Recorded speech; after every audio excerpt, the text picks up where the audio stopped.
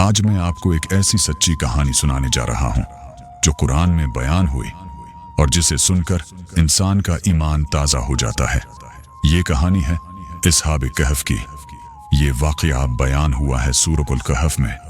कई साल पहले एक जालिम बादशाह की हुकूमत थी जो लोगों को बत्तों की इबादत पर मजबूर करता था। लेकिन उसी शहर में चंद नौजवान ऐसे भी थे जिनके दिलों में सिर्फ एक अल्लाह की मोहब्बत थी। उन्होंने सच का रास्ता चुना और कहा, हमारा रब आसमानों और जमीन का रब है, हम उसके सिवा किसी की इबादत नहीं करेंगे। जब बादशाह को उनके ईमान का पता चला तो उसने उन्हें धमकी दी कि या तो दीन छोड़ दो या फिर सजा के लिए तैयार हो जाओ।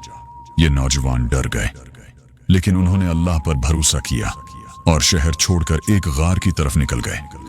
यही वो गार था जहां से तारीख का एक अजीम मौजज़ा शुरू हुआ।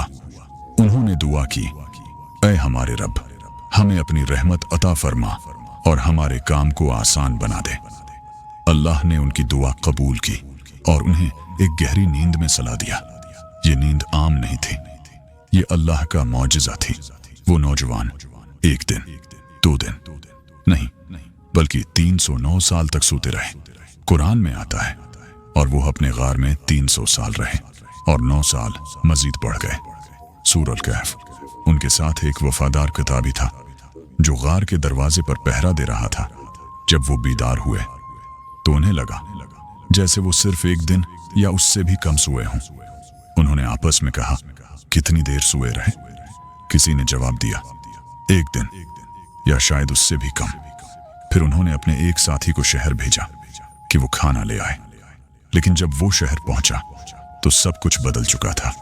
लोग बदल चुके थे, हुकूमत बदल चुकी थी और सबसे बड़ी बात, अब वहां अल्लाह का दीन गालिब था। लोग हैरान रह गए जब उन्हें मालूम हुआ कि ये वही नौजवान हैं जो 309 साल पहले गायब हो गए थे। ये अल्लाह की कुदरत का एक वाज़ेह निशान था कि वो मुर्दों को भी दोबारा जिंदा कर सकता है।